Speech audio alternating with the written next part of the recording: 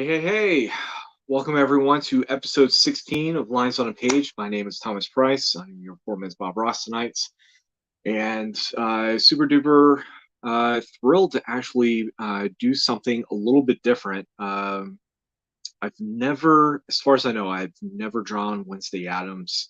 And of course, comes into perfect timing, considering that the Wednesday show on Netflix has been doing relatively well. I haven't personally watched any of the episodes yet. I have seen the dancing scene. So I figured, why not? Let's draw the iconic funny dance, or at least a dance move of some sort from that. And seems like a good idea, I think. And as we can obviously tell, we're doing everything traditional today. And per always, do a little housekeeping right before we get to all this. Please remember to like and subscribe. And if you want to follow me on anywhere on social media, you can find me on linktree.com/, tpriceartworks. So that is currently obviously here on Facebook, Instagram, Twitter, Hive, Mastodon, and Tumblr. And per always, this piece is actually going to be available for sale via auction through the chat, with the bid starting at $50. And if you happen to bid, please do it within dollar increments. And of course, thoughts. Hey, you guys. Thank you for that, Tots. Let's see here. I think we got some. There we go. Not a giant fan of having technical difficulties with this. All right. Let's, as the Brits say, crack on. And let's get to this. So I'm actually feeling a little bit on the precious side. Not in a weird Smeagol Gollum kind of precious side. Basically, I had the brilliant idea of wanting to get comfort food for my dinner before starting the show. And it's just like, mashed potatoes, mac and cheese, green beans, sounds good. And uh, yeah, I went to KFC.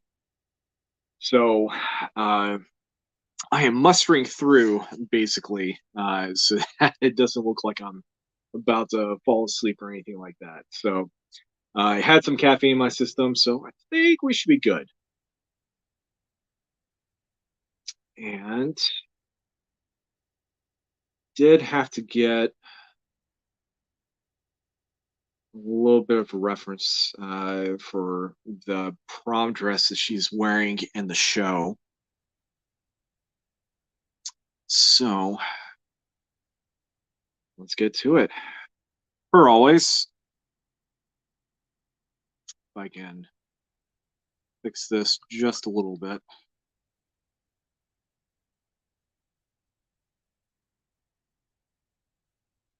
Having a really weird time with the weight of phone with the camera. I'm not really sure what's causing it. So let's figure this out real quick.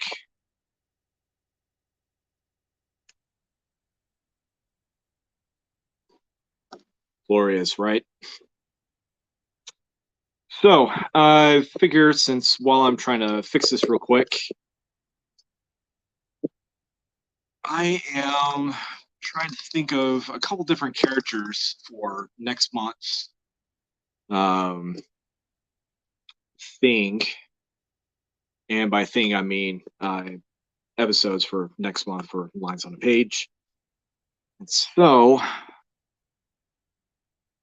if you guys happen to have any sort of ideas in terms of who you would like for me to, draw on Lines on a Page, please comment below. Let me know.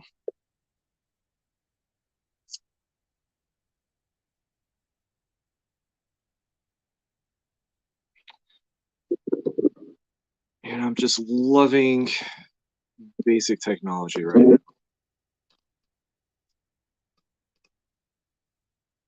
All right. Think I got it. So let's get to it. All right. So, per usual, haha, man, this thing is just not liking what I'm trying to do right now. I've not had this much technical difficulty with this thing. Who knows how long?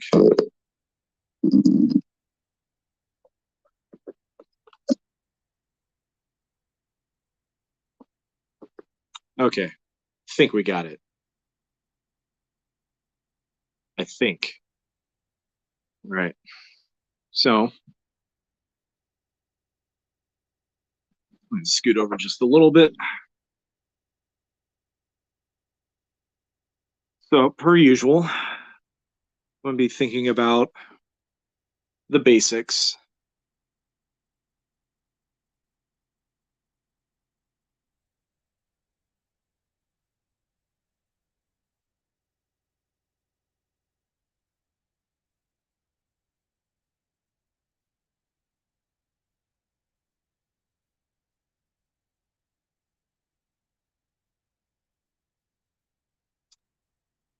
I think we are having some Wi-Fi issues as well, which I'm not particularly fond of that happening, especially if you're trying to do a live stream.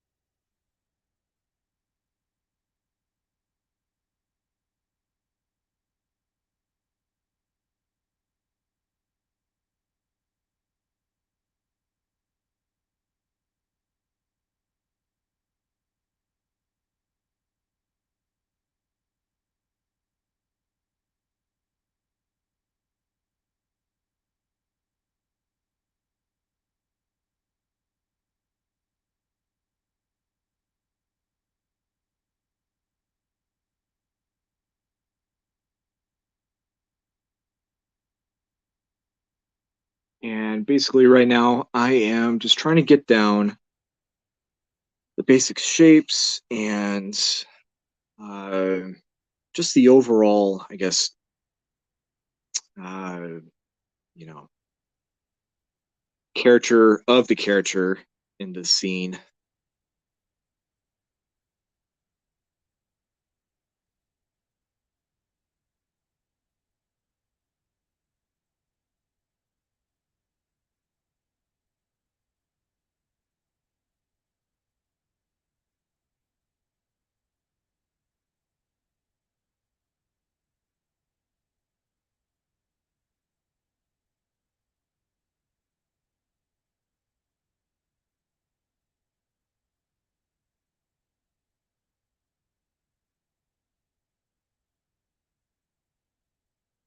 So, one of the things I like to make sure whenever we're dealing with specifics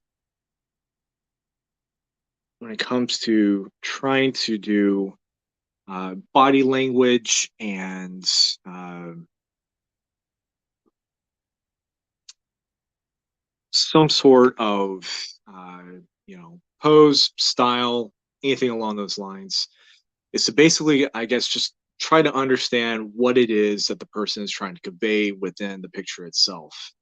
Because like they say, an image is worth 1,000 words, and also what isn't said speaks more volumes than what words can possibly convey.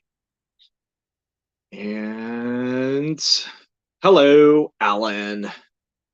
Artist being honest should be a good episode.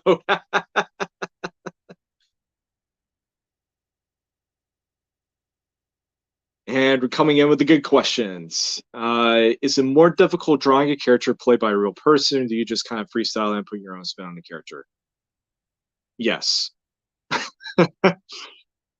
um, so, like, if we're thinking about like a couple episodes back when I was trying to do, excuse me, the MCU versions of Black Panther and Namor, Uh, Not only were just drawing the costume designs, felt very impractical. Um, Seeing it physically, uh, looks great. Me trying to draw it, it just felt impractical and burdensome. But I don't think that's a word. It definitely felt burdened. There we go. Um, Whereas versus something a little bit easier, costume wise, like the prom dress that Jenna Ortega has on in Wednesday, that actually works, both just drawing and also, in real life. So I really don't have to put much of a spin on anything. But if we're dealing with a person like, uh, just realized this hand's a little bit too small. Um, if we're dealing with a person with a super iconic face, um, like the guy who played Igor in Young Frankenstein, uh, it would make a lot more sense to try and, uh, you know, draw that character or sorry, draw that person as close as you possibly can, uh, versus just, not doing it. So hopefully that answered your question. And let's see here. So I have been doing a lot of period and costume design, just exercises, because the comic that I'm currently working on in secret, is set in the early 20th century. So, having to draw a lot of, folds and, specific types of hairstyles and uh, all the things you could possibly think of within the early 20th century. Um, I feel like that's been really good practice for my brain. And at the same time, it's also been, I guess, a decent little warm up for this show. Now that, I'm kind of thinking about it.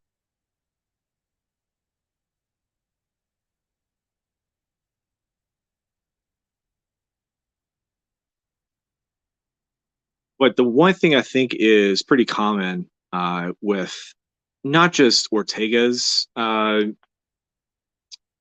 look, but also Christina Ricci's look, is that they both have very piercing eyes. As far as just, I guess, what could be considered as the Wednesday stare, if you will. So I see some similarity going on, which I also heard that Ricci is also in Wednesday, but she's playing as a different character. But um, so I think that's really cool.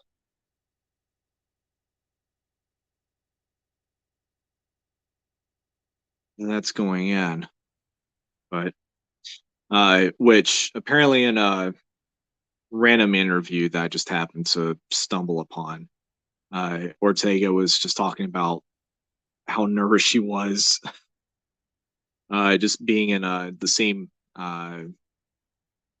makeup trailer or wardrobe trailer, whatever, that Ricky was in at the same time, and trying not to sweat bullets and all that sort of stuff. So I thought that was kind of interesting.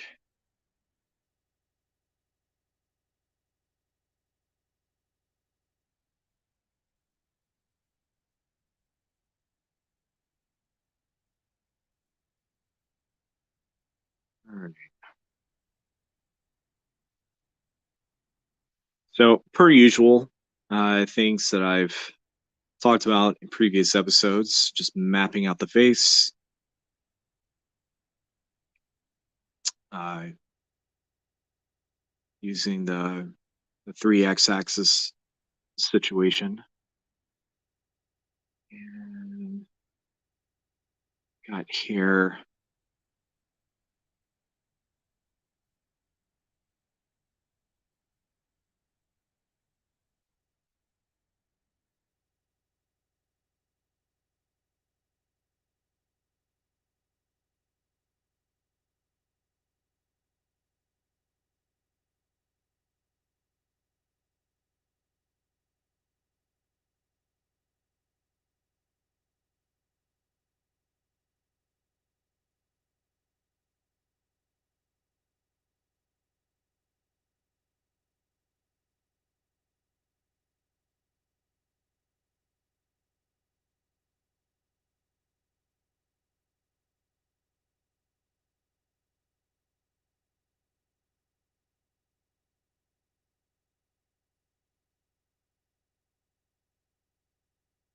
So I think when it comes to some of the main focal points for this piece is obviously going to be shape of the face, the pose, and also a little bit of a focus on the frill section on her wardrobe. I think that should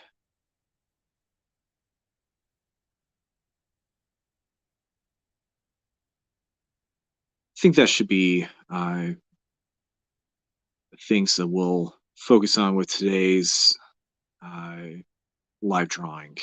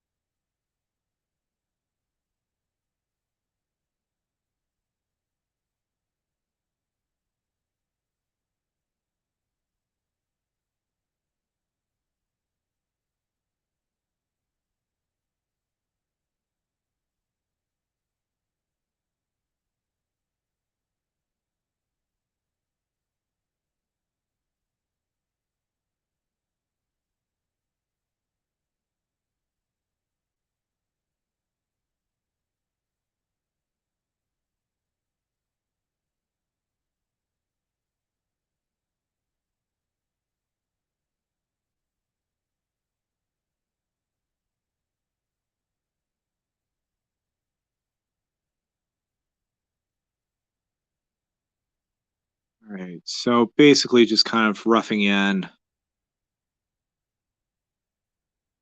where the eyes and eyelashes is going to be. And of course, I'll be using a much harder lead or graphite, I should say.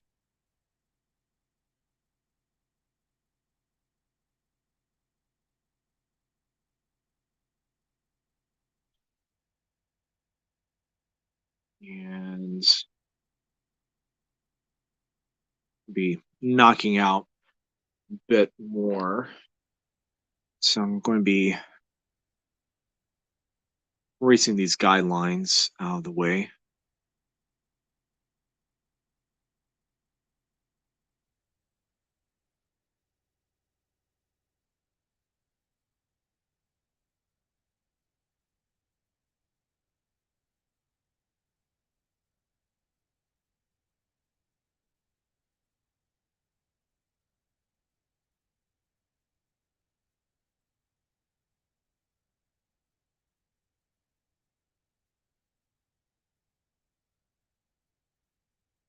I think I want to extend the face just a little bit. It's a little bit too narrow.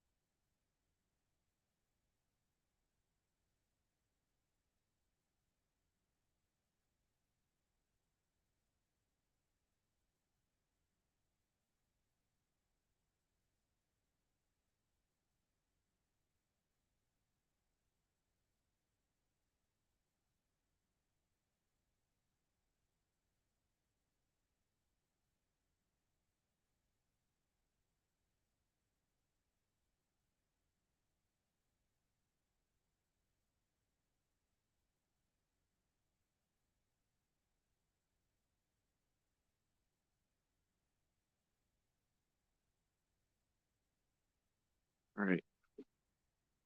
So I'm going to go up a size from the HB to the 2B. And if you guys don't mind, I'm going to lift up the camera just a bit.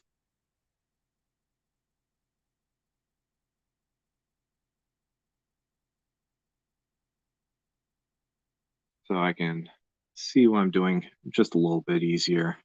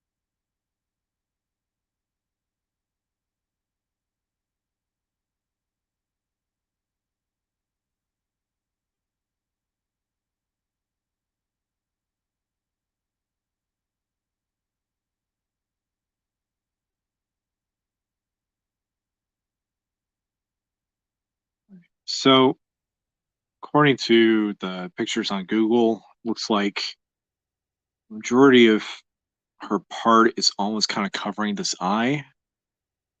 So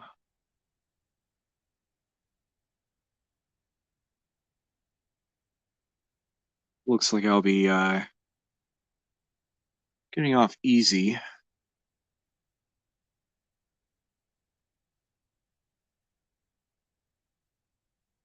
But at the same time, it also means that I have to be super duper careful about the rest of the picture.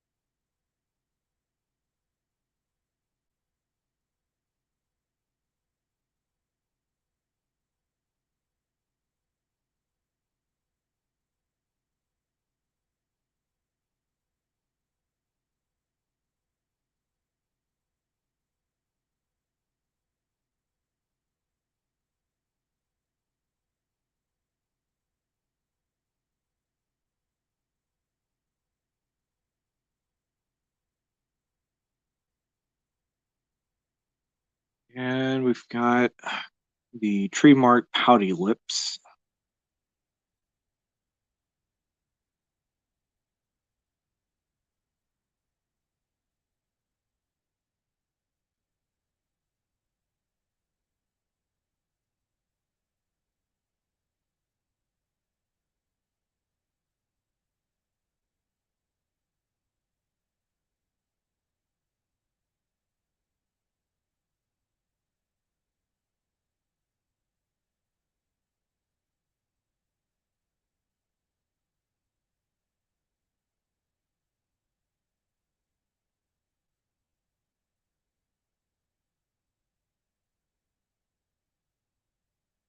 Right.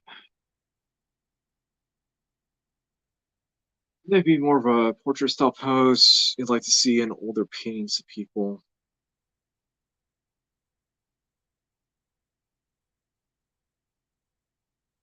Uh, I'm hoping what I'm reading is what I'm interpreting. So, are you asking if the picture that I took off of Google and what I'm drawing from as reference is the same as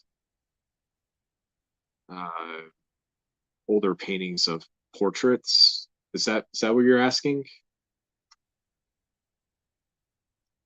Help me out, Alan.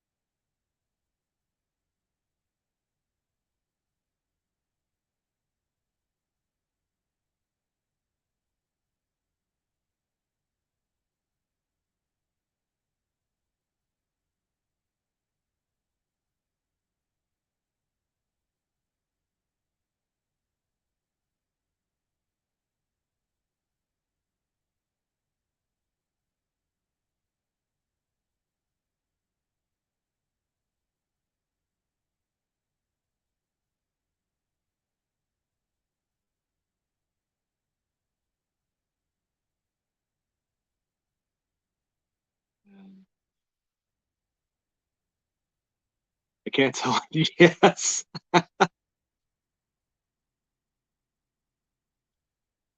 Well, this is going to be an interesting stream.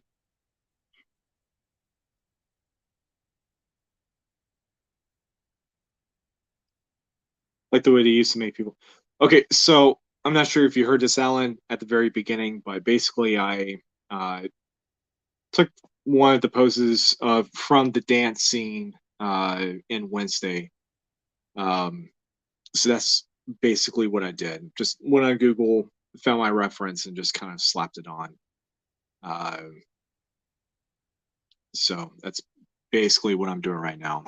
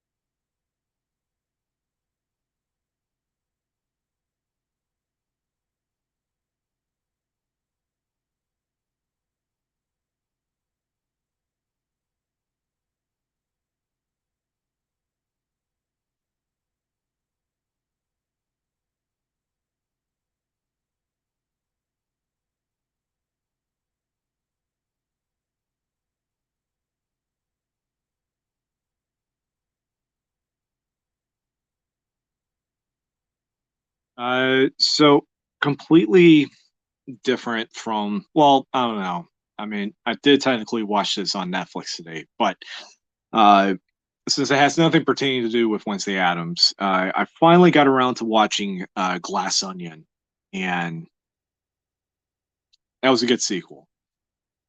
But I think my only complaint with Glass Onion is that I felt like it was a little bit too much like a copy of either, um, well, it would be hard for me to say it would be a straight up copy because there are obvious differences, but it definitely felt like a mix between either Murder on the Orient Express or Death on the Nile. Um, Basically, people who are all familiar with each other and they all want to kill one person in which a murder happens. But like, which I don't know if you guys have seen Knives Out, I highly recommend. I got a little bit lucky and was able to see that in theater. Um, and I think when I went to go see it,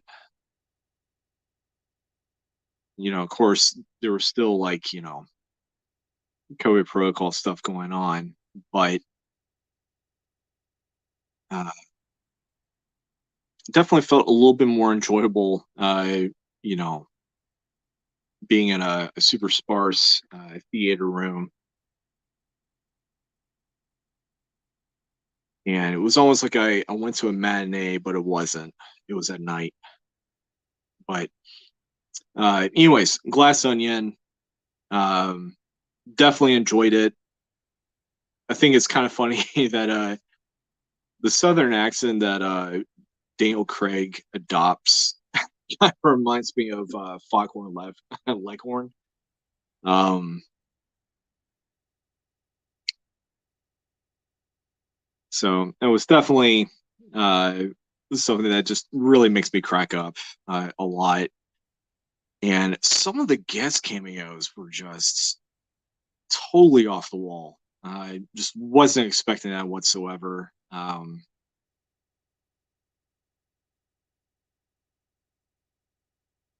yeah, and just Edward Norton basically playing um, a very satire version of Elon Musk, basically being the world's smartest dumb guy. Just having more money than what he can do with it, and yeah, it was great. Janelle Monáe did a great job, and I could have sworn that the girl who plays the character Whiskey, I could have sworn that was Florence Pugh, and then uh, I was just like, no, she's not that tall, but it looks like her. Who is it? And found out it was someone else. But great acting by everyone. Dave Bautista just makes me laugh. I think he's really honed in on the niche of just being the funny macho guy. Even he knows that. So yeah, I highly recommend definitely watching it. I will say though, in the first movie, there's a lot of subtle British humor that just kind of goes left and right. Um, and I really hate saying this, but when I went to go see it in the theater, I think I was really the only person that caught on to what was going on, and I was the only one laughing at some of the stuff. It was just almost like some of the one-liners and just a really dry humor just went over people's heads, and so it was a little bit awkward, just being the only person uh, laughing.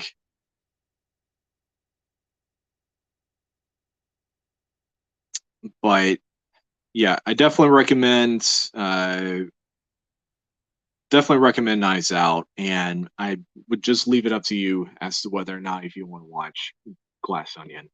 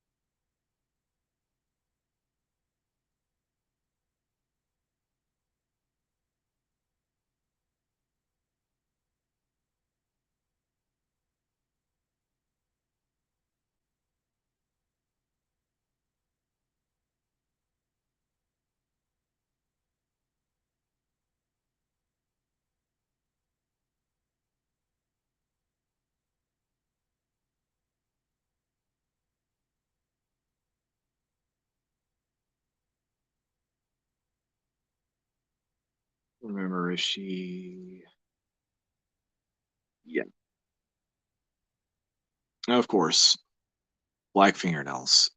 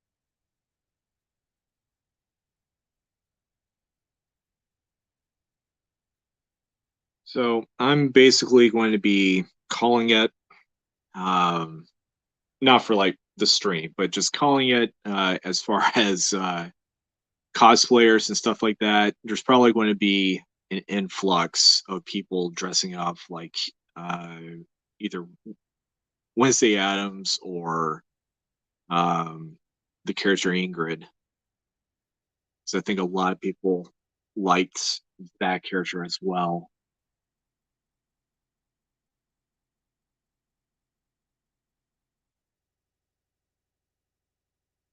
And I'm only saying that from just internet chatter that I've seen, on my timeline, stuff like that. So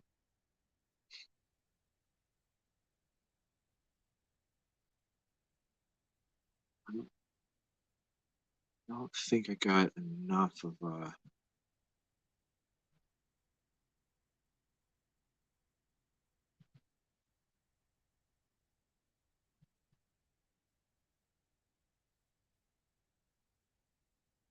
there we go.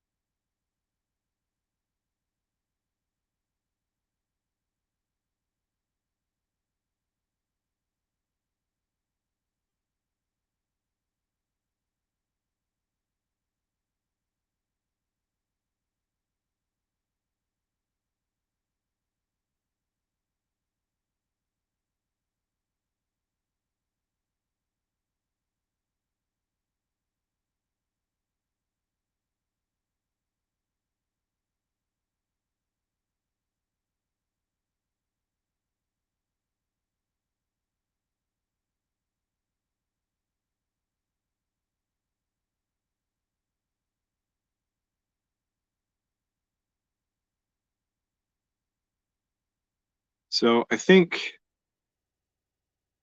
from what I've seen from a lot of my peers is there's been some people who have chosen to be a little bit lax on just getting down uh, the basics of just understanding perspective and anatomy. And at the same time, I think they're also uh, not thrilled that I'm able to catch on to that first over anything else that I just happened to see.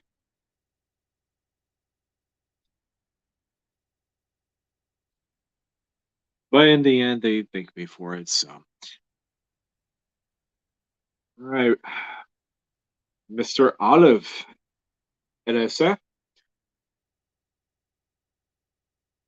If you watch Mayfield Witches on AMC, I don't have AMC, so unless it's cross streamed onto something else, no, I haven't watched it. Which I didn't even know there was a show called Mayfield Witches.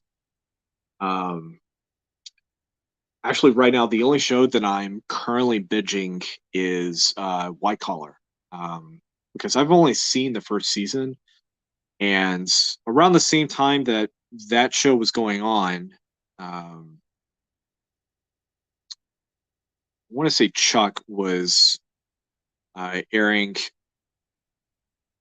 around the same time period, so I was only focused on that show.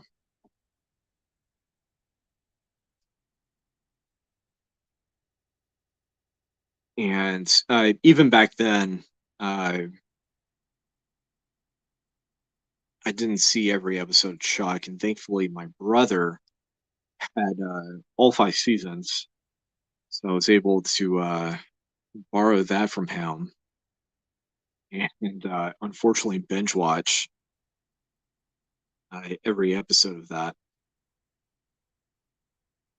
which he's also got me uh, currently watching The Rookie, and I think I'm currently caught up with The Rookie. I know there's been a couple of episodes that they've added, and like some sort of crossover episode with The Rookie Fed, but other than that, yeah. Um, there hasn't been a lot of TV show watching on my end.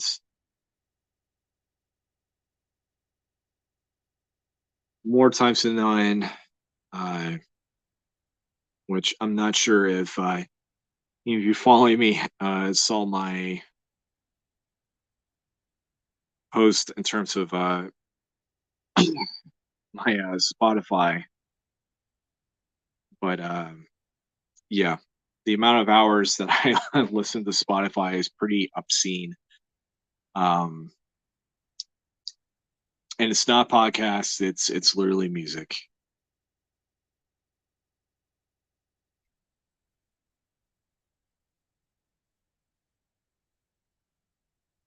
But anyways, getting back to um, just talking about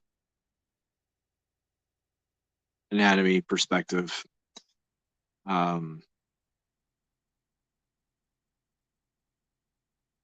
I think because I have honed that stuff into my brain so much for so long that I know when there's something off,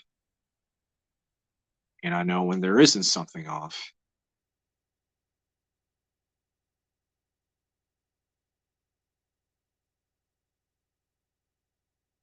So it's definitely been a double-edged sword mentally.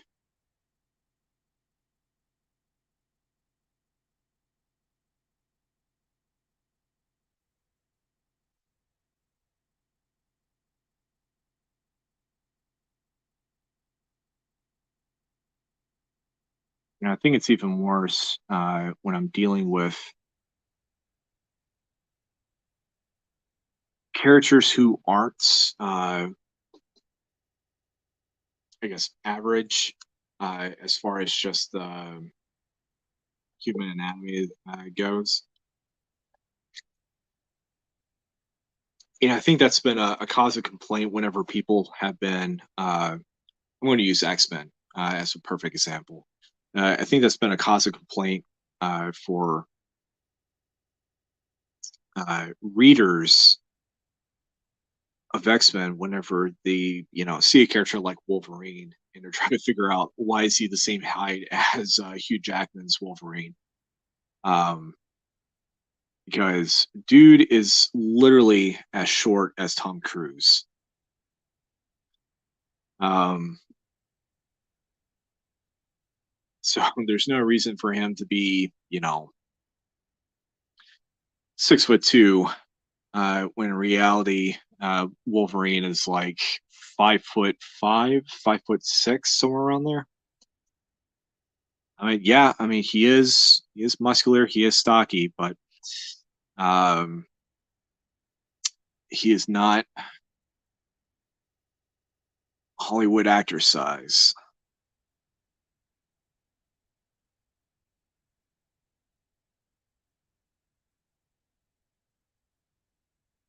And,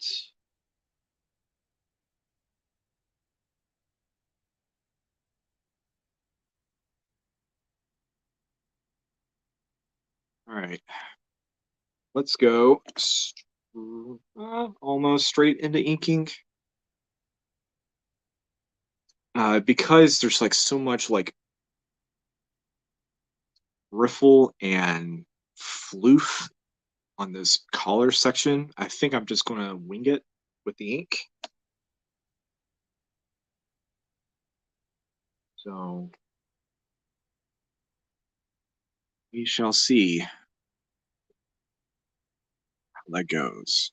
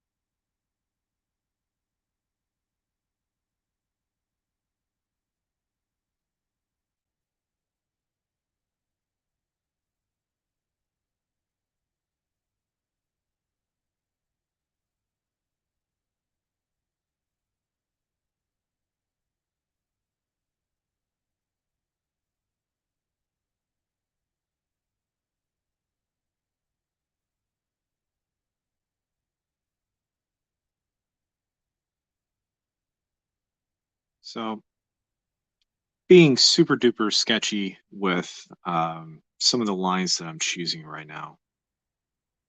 And most of that is just because I kind of want to give it a little bit of different feel than some stuff that I normally be drawing. Wow, grammar is horrendous right now.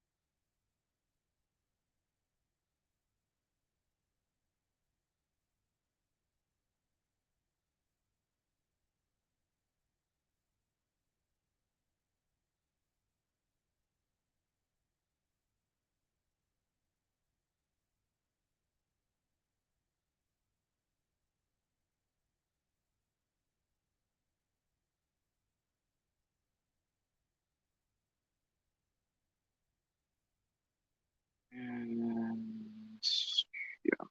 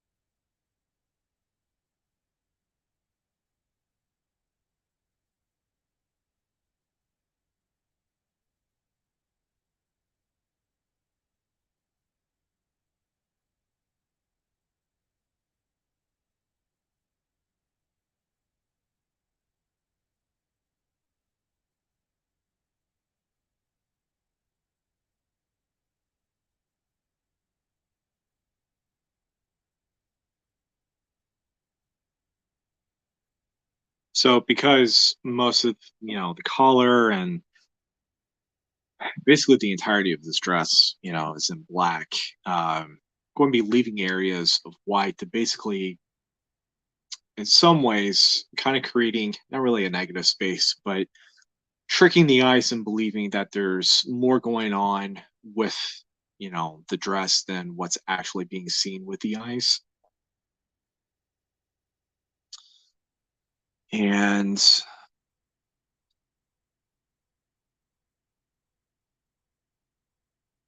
you have a little bit more of a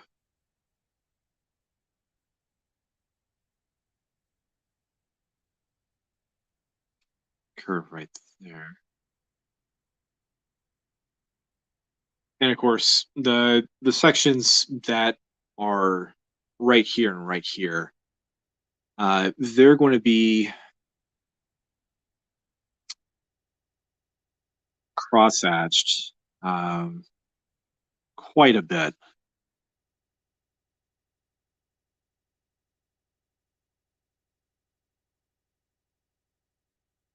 And the reason behind that is apparently in the wardrobe, it almost looks like a mesh of some sort. So I'm going to kind of give off that effect just a little bit. And yes.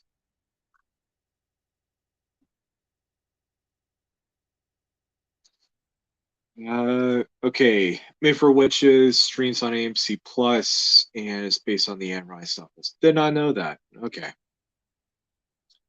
Um,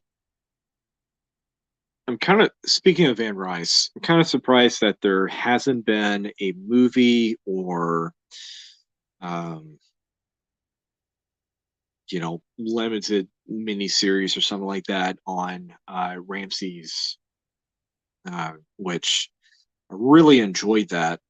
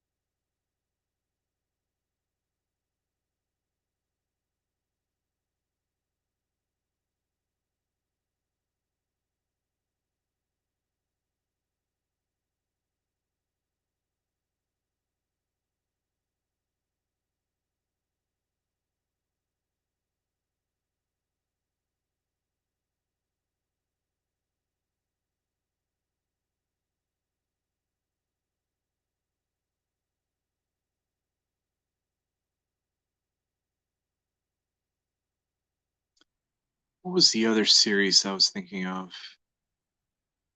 Magic Order. Not sure if anyone here is reading that.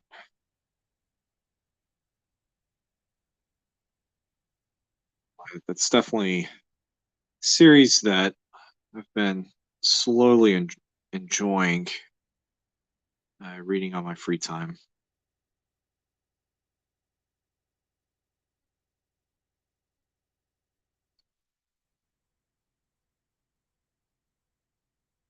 Aha!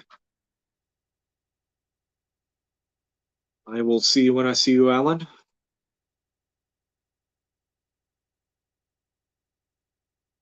Which at any given point that you happen to be seeing this on the rewatch, really won't be much left since it really is going to be a shorter stream.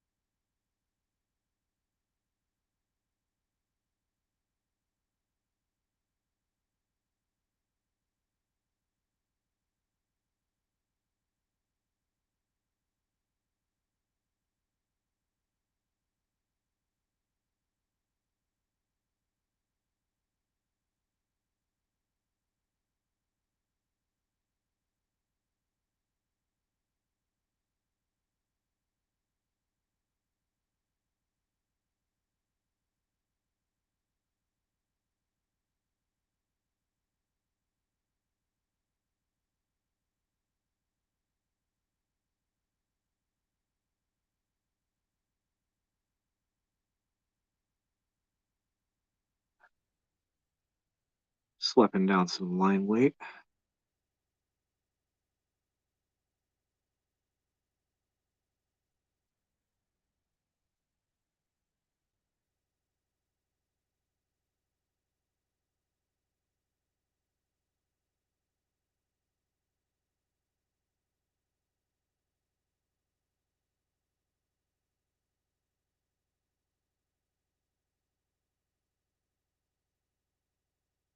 Justin, what's up, man?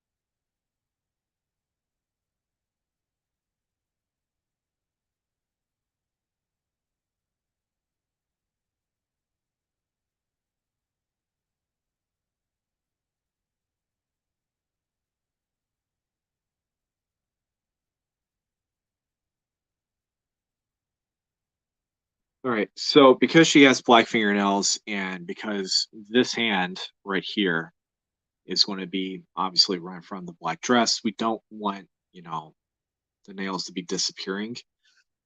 So the way around it that I've learned is basically kind of create a bit of lightning, lighting. So while this one is going to be completely okay, we'll put the X in terms of that just going to be a spot black. We're going to create a little bit of a rim light, if you will. So we know that that's there.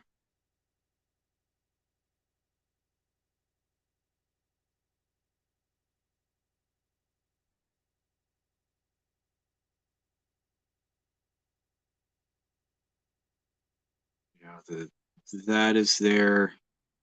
Just going to curve it in just a little bit.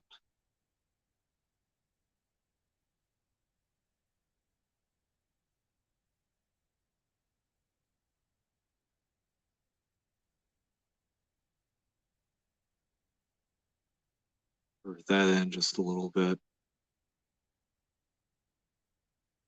Then we'll kind of give off just a little bit of that light source, if you will, right there.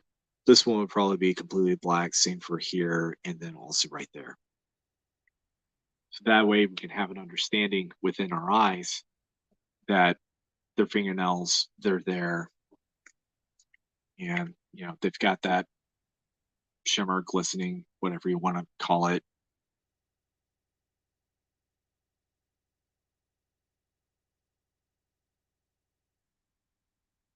All right. So probably the most menial thing that I'm going to have to do within this piece is going to be all the cross hatching. So the best way to do this is going to be from the bottom up, because if we do it from the top down, um, the lines are going to, I guess, in some ways, there's something when it comes to whenever you're doing it from the bottom up, the weight of the pen when it hits the paper going all the way up is going to be from like bold to thin. Whereas if you did it from the top down, it's going to be bold thin. So because the majority of black is going to be right here at the bottom where the collarbones are, it would make sense for us to, in order to create this gradient, want to be going from bottom up, at least with the more vertical ones. and it's easier to not use a super thick pen. I'm using a size small with the Faber Castell, which is no different than a 01 if you're using Pigma microns.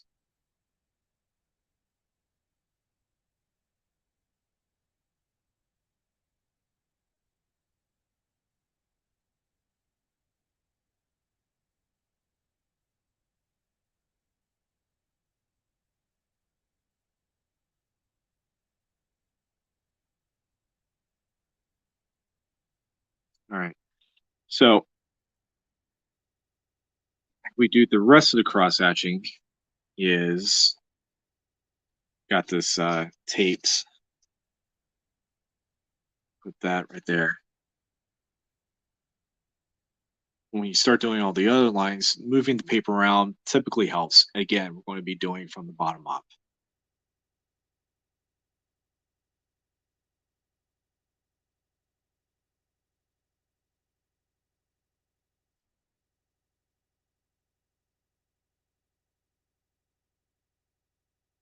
And as you can see, kind of creating a bit of a gradient. And I'm going to be doing the same thing over here.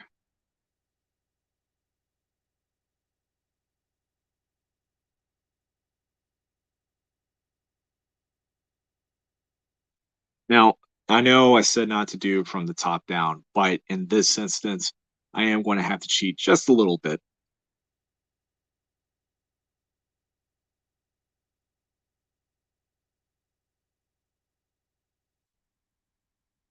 And the same part right here.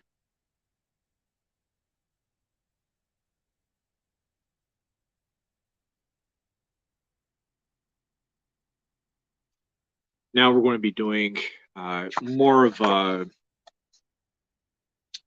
diagonal. Same kind of situation.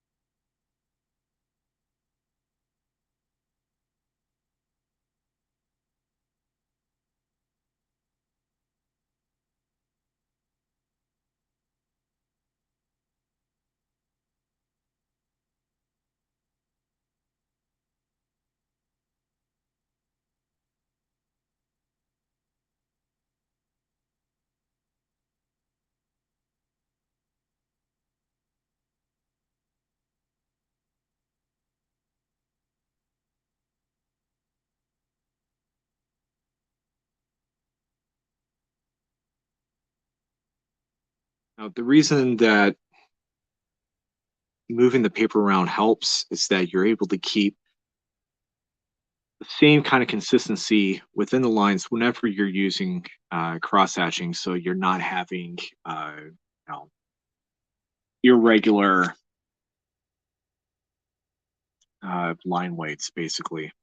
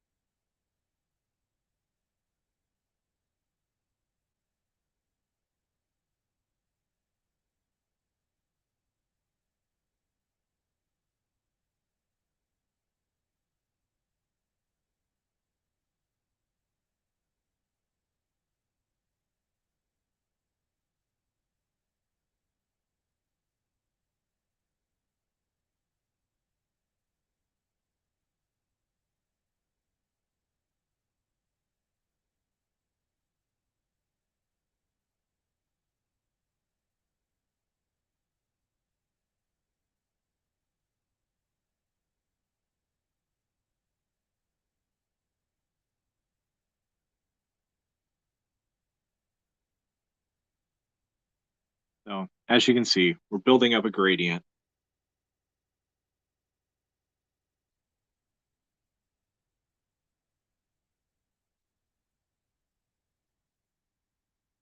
And yeah, all right.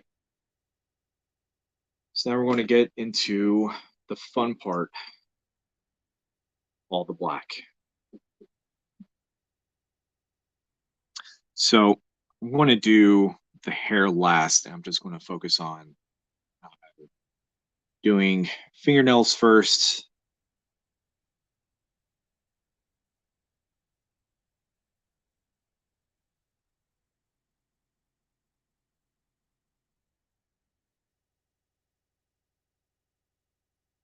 And the really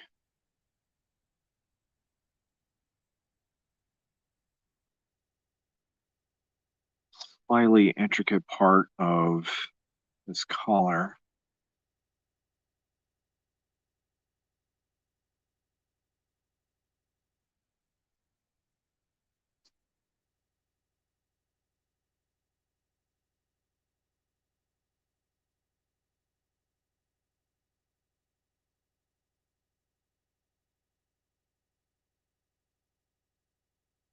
If you guys have never used a brush pen or brush when it comes to inking, there is a level of patience and control.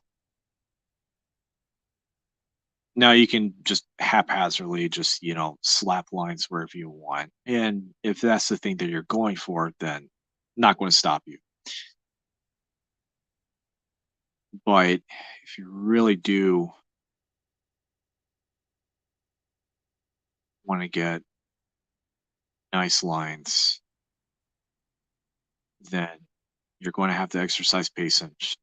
Yeah, you're going to have to exercise patience. And you're going to have to exercise control.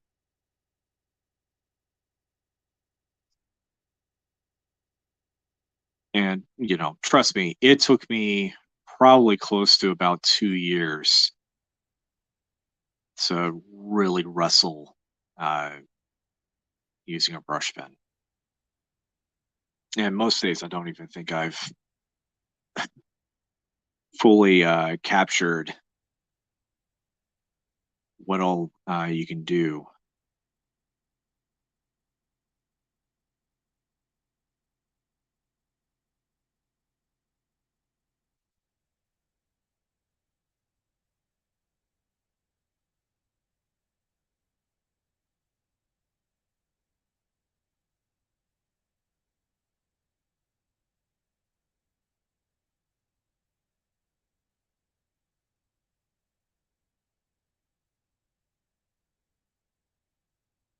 So I'm going to fill in the rest of this with a big black marker.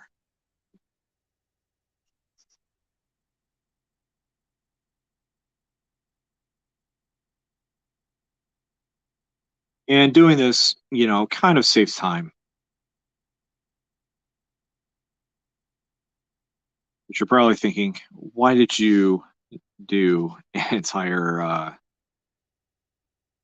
speech on, using a brush pen? Well, some people don't know because all they've used are, ballpoint pens or technical pens. So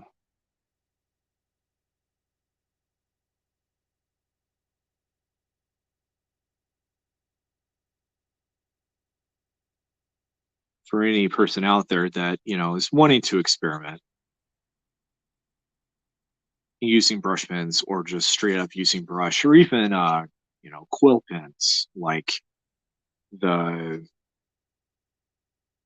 uh, what is it, the G pen, the Maru pen. Uh, for, there's another quill nib that starts with a K. I want to say it's like a Kaburo. I think that's the name of it. I am not 100% positive on that, so you may have to Google all of that. But I know the main company that sells them is Deleter, and they also sell screen tones, which is something that I've always wanted to get into, but I never have. Which, if you don't know what screen tones are,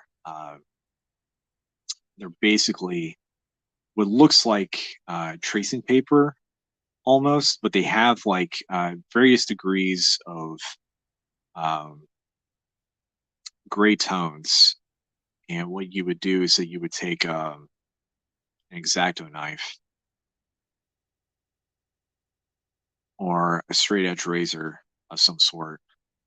Uh, you would cut these things out and uh, basically almost kind of like say like you're rubbing them uh, very gently with another tool to get these things to stay on there. And that would be your gradients, your you know special design or uh, whatever it may be. Uh, but the effects that you can get off of them are just absolutely insane. And so far, I think the only person that I know who is still using them to this day is Daniel Warren Johnson, which, if you haven't seen any of his commission pieces that he's done within the last couple of years, highly, highly recommend uh, doing that. Actually, I think it goes beyond just the commission pieces. I want to say that he also does it uh, within some of the comics that he's done within the last couple of years. So more likely you've seen uh, some of that in Murder Falcon, Wonder Woman, Dead Earth, Better Ray Bill, and his recent series, Do a Power Bomb, which I have not officially read Do a Power Bomb yet. I've got all the issues. I signed up for it, but I wanted to wait until I got every single issue before I sat down and read it all in one sitting. Um,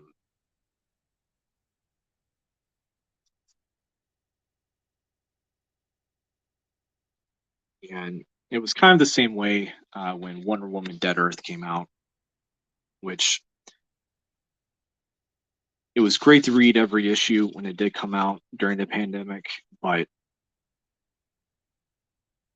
it's so much easier just to wait until it all comes out in one sitting and then, you know, read it and take it in and experience everything that kind of goes on. Because he is such a great visual storyteller in the way that he's able to convey just the subtlety of human emotion within a part here or section there. Just really, really enjoy stuff. And I will admit, he's not for everyone, but I definitely enjoy what he brings to the table. It's definitely a breath of fresh air.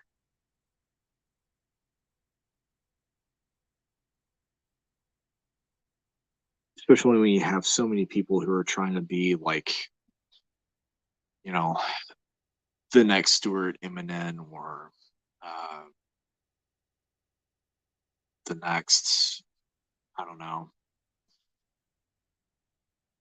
Jim Lee, Tom McFarlane clone, basically. Because I've been seeing that a lot.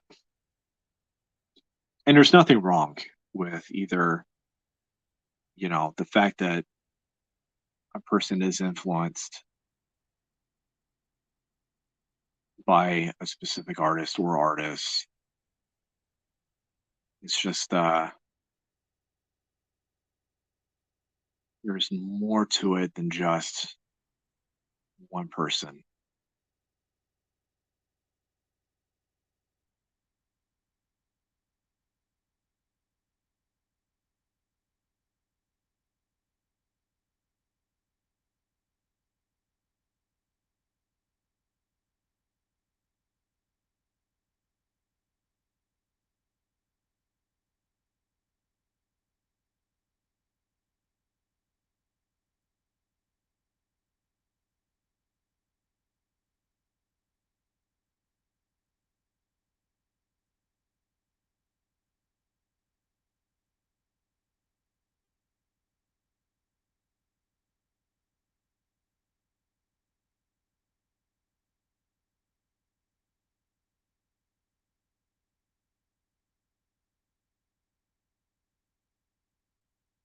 I'm gonna flip this upside down.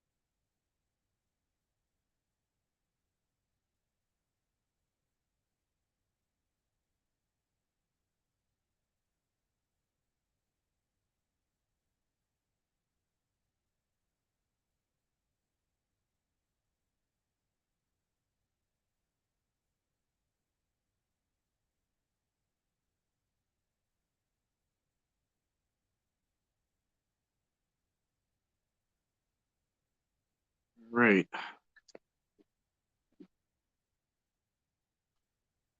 Flip this puppy back over.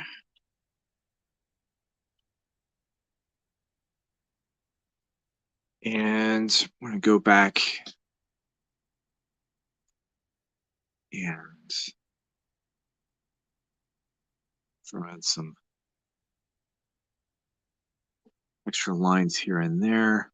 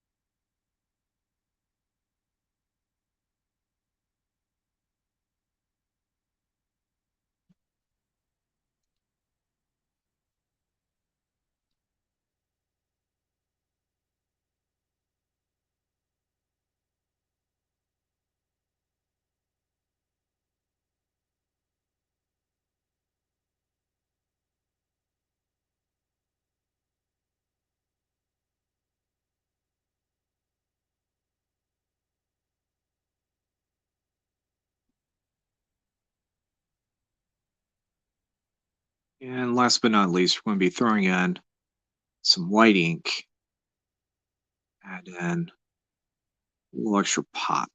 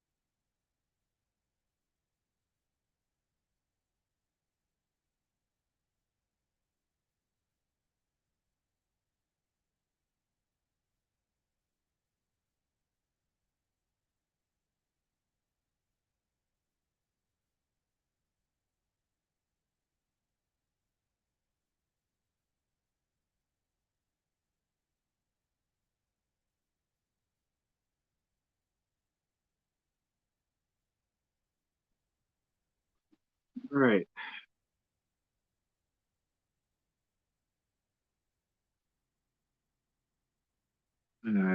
Gently try to erase away some of these pencil lines. But for the most part, we are done. Like I said, this was going to be a really quick, well, relatively quick. I have been known to do, you know, sketches that only last about 5 to 10 minutes. So,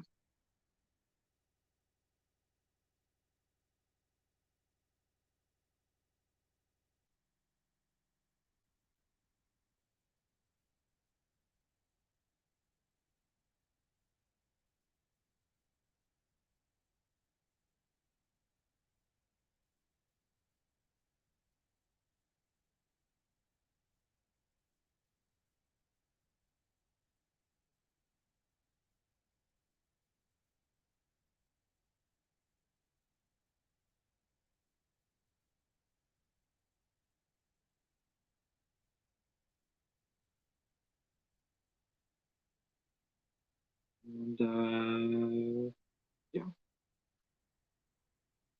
think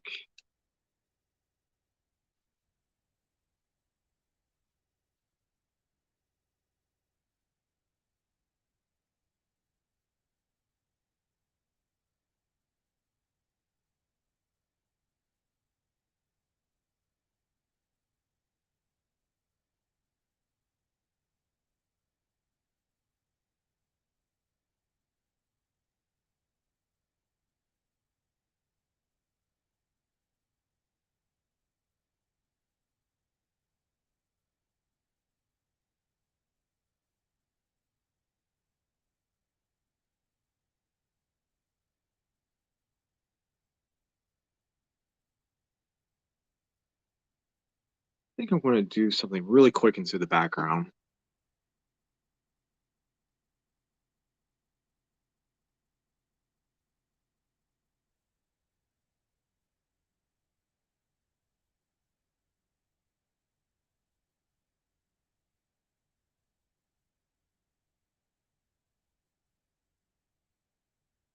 I think I'm going to put some music notes.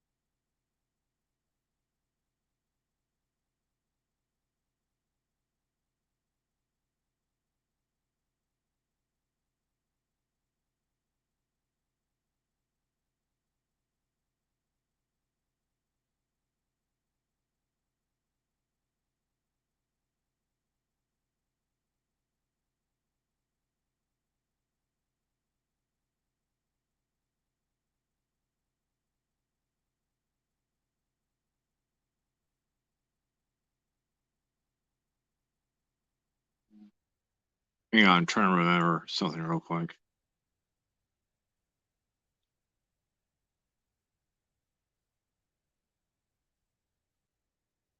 Yeah, I think that's that. All right.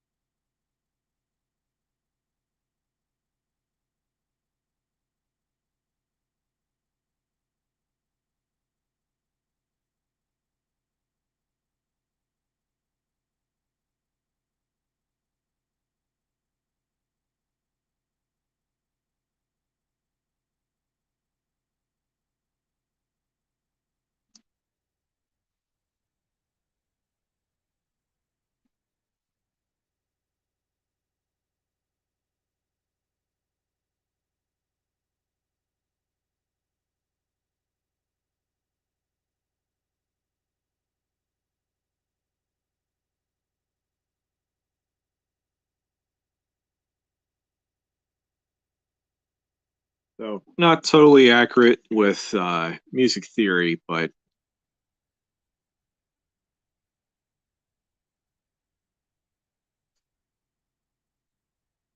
gotta make it interesting.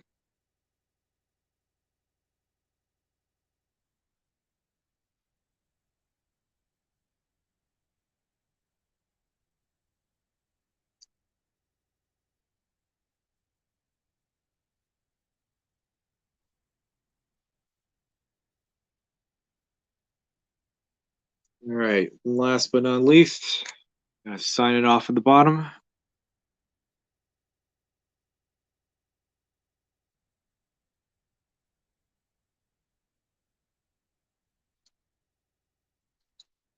And we are technically done.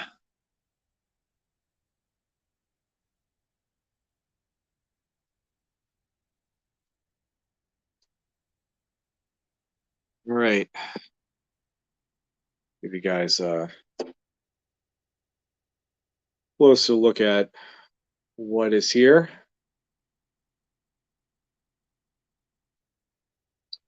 Yeah. All right. Thank you so much for taking your time out tonight or tomorrow or whenever it is that you happen to be sitting and watching all hour 45 minutes of me trying to draw Wednesday Addams for the first time. Again, thank you so much.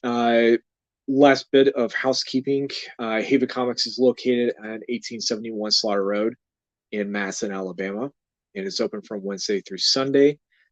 Please remember to like and subscribe and follow and click the little bell notification so you'll get updates of whenever Haven Comics or myself personally are posting things, which speaking of, go to linktree/tpriceartworks. You can find me uh, basically anywhere on social media, anywhere being Facebook, Instagram, Twitter, Hive, Mastodon, and Tumblr. Um, and also Patreon, which I have been posting little sneak peeks here and there in terms of the Kickstarter comic that I've been working on slowly, secretly uh, in my off time, uh, which I will still be posting things at some point this upcoming week. Thank you again, and I will see you guys next Sunday, and which I believe we are drawing. Let me double check real quick before I say something stupid. Next week is Optimus Prime. So that's going to be a fun one. Haven't drawn robots in an extremely long time, but we will muster through it. Later.